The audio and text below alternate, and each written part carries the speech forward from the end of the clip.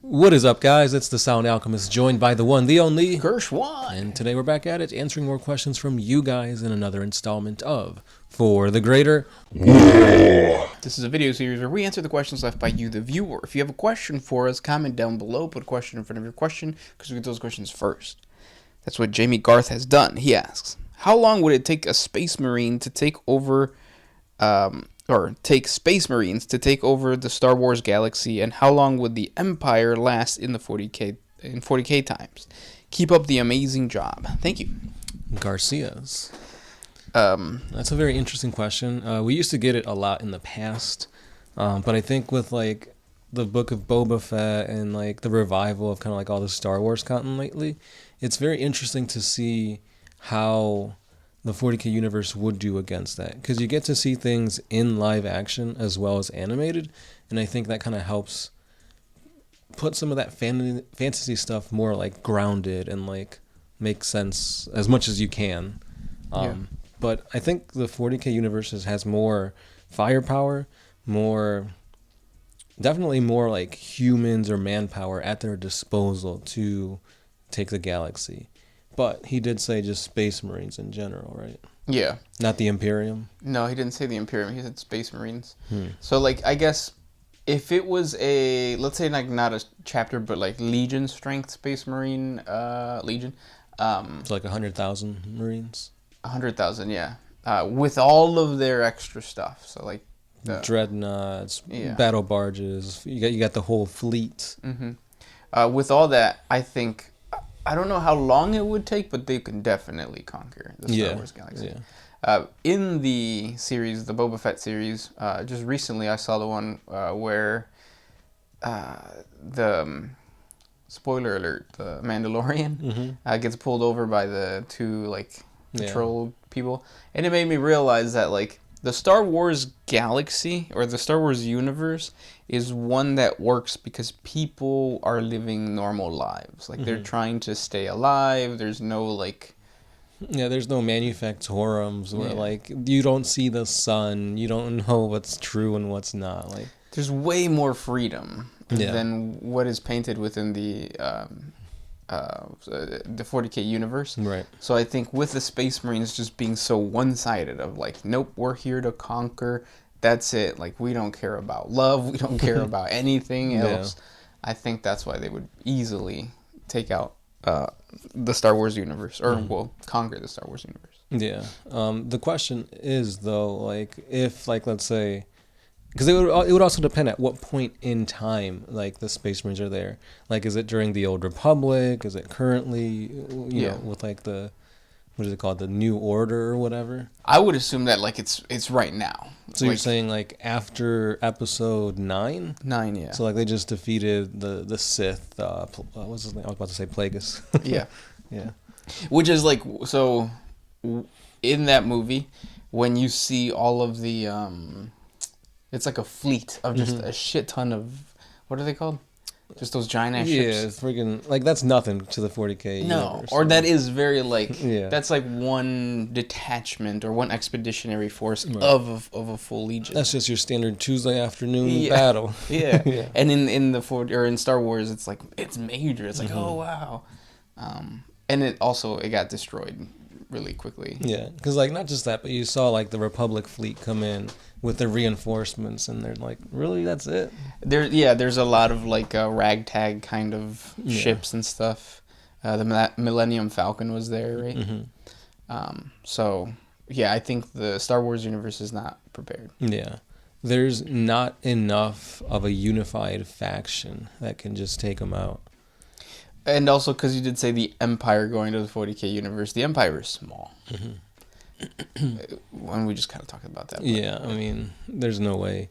The only way I could see them having a chance is like with warp travel and stuff like that. They could do a bunch of like hit and run stuff. Like, let's say the Space Marines are invading, then they could just, you know, warp and have a whole, or is it? Yeah. Use like the warp drives, hit them, bomb them, escape. But then at the same time, it's like, they got void shields and stuff like that. It's like, can the Star Wars weaponry even do anything to that? Yeah. Well, they might, but I think you do have a good point. Whereas the 40K fleet would not know how to travel through warp drive or hyperspeed. Hyperspeed, because there is no warp in Star Wars. Yeah, so they're just going from planet to planet, taking forever to conquer the galaxy. Right. But then, I feel like if the Empire decided to assault that expeditionary fleet or that legion of Space Marines, it's not something easy. Right. Like you said, the ships might even be able to just hold off most of the damage. Exactly, yeah. Maybe not that one huge lance thing. Oh, no, it was a suicide mission, It was, right? Yeah. He went into, hyperdrive and, drove his thing. So maybe things like that. Yeah. But then Star Wars is sacrificing themselves. Yes. They're not the same universes, definitely. No, not at all. And then you got, blasters versus rocket-propelled grenades from, bolters. Yeah. Yeah, so. Yep. Good question, though. Yeah. Comment down below, let us know what you think or who would be stronger. Space Marines or the Empire in 40K? And on the topic of fantasy and stuff like that, sci-fi, The Outsider says, could Sauron lead the Orcs in the 40K universe? No. Yeah, because the Orcs have to respect you and see you might makes right type of thing. Yeah. The biggest and the baddest. Even though Sauron is a god. But it's they don't really praise gods, right? That's true. Yeah. Gork and Mork is the closest thing, but I don't know. No, yeah, and then because there's gods in 40K, so Khorne doesn't take over the Orcs, Tzeentch doesn't take over the Orcs. They might possess them for a little bit, but not all of them. So, yeah, I don't think Sauron would be able to take control of the Orcs. At least not all of them. Yeah. Next question comes from Brian Deans. When is GW Deans like the milk? Yeah, I think it is a milk. When is GW going to update Fulgrim and the Emperor's Children? That would be awesome. My profile on Space Marines was the Emperor's Children scheme. I don't know, man. Yeah, years ago there was rumors that Fulgrim was going to be coming out. Because in the Imperial Guard Codex, the Astra Militarum Codex, there's a little blurb of this 4-armed serpentine demon messing up their ranks. Fulgrim. But yeah, we haven't really heard anything about a Primarch coming out, demon or loyalist in a while. Yeah, and then the whole thing with GW never doing anything Slanesh. There's no Slanesh supplement, there's no real Slanesh models coming out. Anything Slanesh is always Age of Sigmar. Yeah. Which doesn't make sense to me, because you could easily just plop them over to 40K. Yep. So I think they're just scared of the whole sex and pleasure and pain and ecstasy type thing that Slanesh embodies, that they're just gonna stay away from it for now. For now. Yeah. Because it is their most popular thing. It is, yeah. But we'll have to wait and see. Yeah. Next question comes from Brian B. Apparently Segura has a way of defeating Slanesh for good. Do you think that will happen? I think it's... Because I don't really remember what the plan is, but I think it's one of those situations where it's on paper, it seems like it's... Sense. Well, it's like the wolf times or the end times. We're probably never going to get it. Yeah, because I don't know how people will react to Warhammer 40K or something like that. Yeah. Yeah. But the closest thing is they got to get the 5 fingers of Vol, the crone swords, and then they have to sacrifice it to the avatar of Iniad or something like that. And then Segura is going to do something from the webway and very elaborate. Use the infinity circuit and all the soul stones and stuff like that. So there's a lot of steps that they have to do to make it work. And go to a Popeyes and not have to ask to have them correct your order. More than once. Yeah, you got to remind them to put the sauces and the utensils and the napkins in there. Without them giving you shit. Sass. And if they do, they'll probably put it on the bottom and it'll get all greasy. Yeah. It's why even give me napkins then? Next question. Dark Pit 37 says, is it possible to play the tabletop with just you, single player? No. No. You need, kind of, because it is a dice game. But at the same time, probably won't be fun. No, because you're going to know what your opponent's going to do, because you are your opponent. Yeah. So it's basically just like, who would win? Like, this unit against that unit. Roll dice. Mm-hmm. Which we did for a little bit with, like, the battle reports where we try to do 1v1. Mm-hmm. But then what ends up happening is just, like... Usually whoever goes first wins. Yeah. When it's small like that. It is, yeah. Next question comes from Max Wright. If the Emperor's soul had to go to a Chaos God, which is the most likely to get it? I think they would fight over it. Mm-hmm. The whole point of Chaos is just constantly fighting over something. Yeah. But which one would probably benefit the most from it? Who do you think? I mean, they all have something to benefit from it. But I feel like Tzeentch would benefit a little bit more because the Emperor was always more about like foresight and trying to plan ahead. Yeah. And Tzeentch is just like, ooh, more of that. That's true. Yeah, I'll go with Tzeentch. That makes the most sense. Whereas Lanesha is going to be like, what am I going to do with this old man? Give him boobs? 3 of them, just on one side. Korn, I mean, I guess he could take his strength and become stronger. Yeah. Nurgle. He doesn't really regenerate because he's on the Golden Throne dying. So. Well, he doesn't regenerate because he's using his psychic power to keep the Astronomicon lit. If he didn't do that, then he could regenerate. Yeah. Next question. Rodak 100 Cook. How much good old WAAAGH fun are the orcs having in the Cicatrix Maledictum? A lot. There's a whole like page on in their codex with new battles that are going on. So yeah, they're super happy with Mork's Grin. Yes, that's what they called it. Mm-hmm. That's cute though. Next question comes from Hector Malverde. Consider this: a lost Primarch landing and being raised on the squat homeworld. Yeah, that'd be cool. Yeah, dang, that dude's gonna be like a giant amongst them. I mean, most Primarchs were giants, anyways. But even more. Yeah, I think he would be an engineer. He'd be like a, Ferrus Manus? Yeah, definitely. That wouldn't happen because again, it would impede into that whole like theme of Ferrus. Yeah. This next question is by Rogel Korn. Are the Gal Vorbak equal to that of the Custodes? So, if you look at the Horus Heresy novels, when the Gal Vorbak were fighting against the Custodes, like, they were ripping out spines, beheading them, like, and these are supposed to be the Custodes, like, the best of the best. So, the thing about novels and, like, power levels is they always change depending on the narrative. Obviously, if you were looking at it from the Custodes' point of view, they would have just butchered them. I mean, they're just possessed Chaos Space Marines. So. Yeah. I guess they were strong at that point because of their newfound power and whatnot. And because of the Adeptus Custodes didn't really know how to handle them too. Right. They're like, oh shit, we're fighting demons? What? Yeah. So, yeah. And narratively, it had to be that way. It had to happen. Next question comes from Wing075. What is a flash git? I was listening to an older video and I heard Gershwin mentioned it and not in relation to the animator. Yeah, because FlashGit is that animator on YouTube who does like the weird, creepy stuff, right? I think so, yeah. Yeah. But no, for 40K, FlashGits are just orc pirates with flashy gits. Yeah. Are they good in 9th edition? I don't know. We haven't played in so long, I don't even know anymore. What is a flash git? Yeah. What are orcs?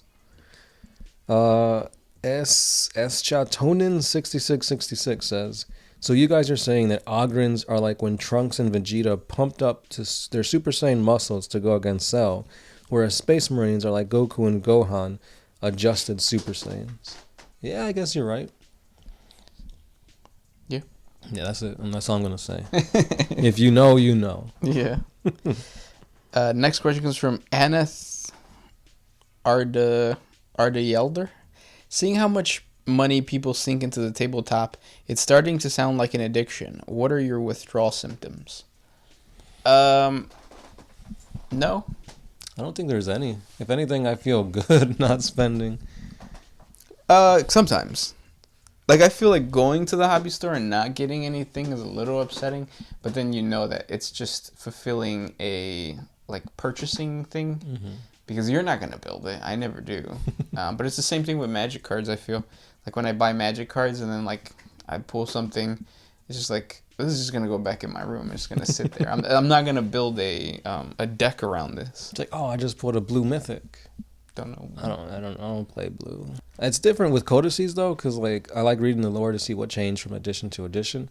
It sucks when they fucking GW. They put out the whole new like rule system and updates and FAQs. So it's like, why even put out a codex that like is gonna be wrong in like a few weeks? Yep.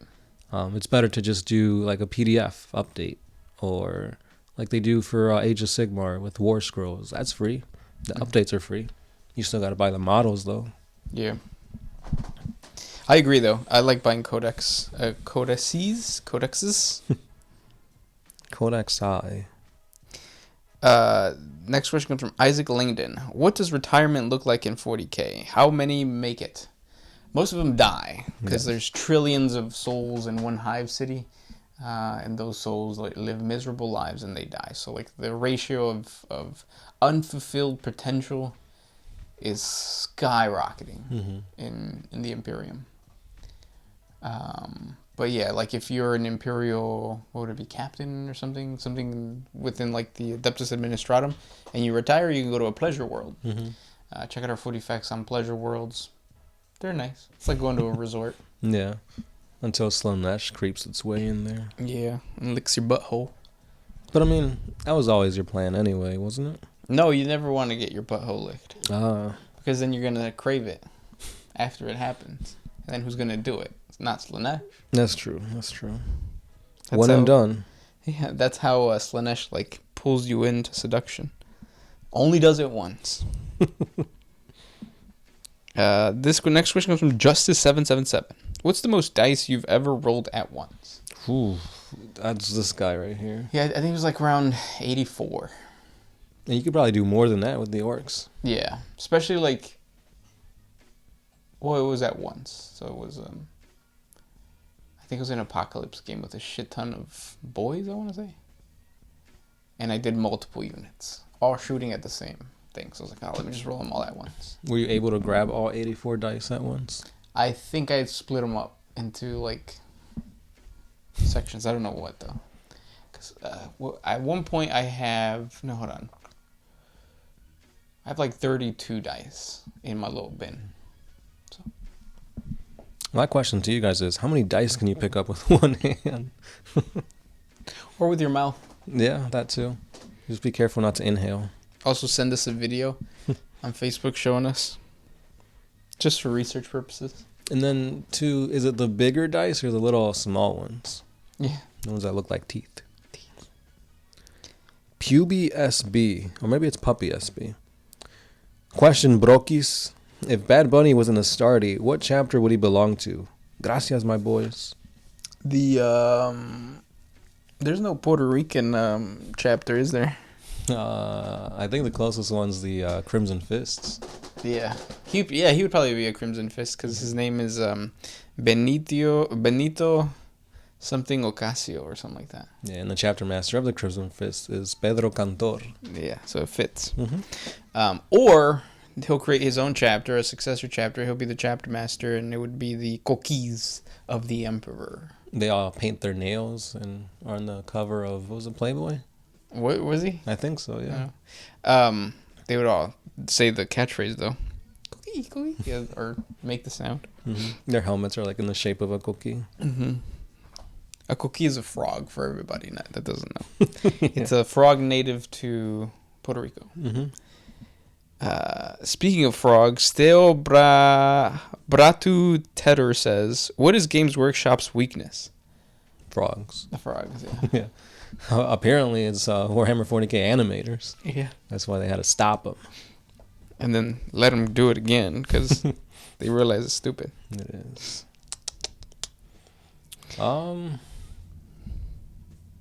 3D printers. People not buying their stuff. The shipping crisis. The shipping crisis, yeah. They'll survive. They'll be alright. Yeah. And then last question comes from Planet KC. Laughing my ass off. Dying channel. Format never changed and kept dragging around the moment to 20 minutes. Yeah, if you check out our old Greater WAAAGHs, it's the same thing. We were a little bit more excited and a little bit more animated. The cynicism and the oppressive stress of life came down on us, but we're still doing it. That's why we wear black. Yes. To show you how our souls look on the outside. On the outside, yes. And those were the questions for today. Yeah. Thank you for sending those questions our way.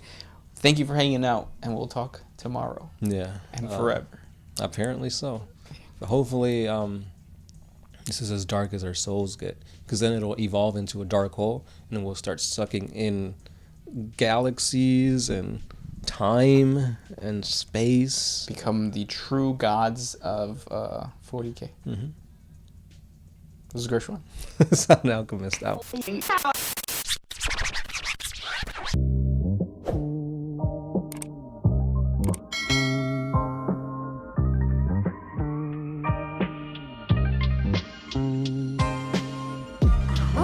used to put my freedom first in any situation.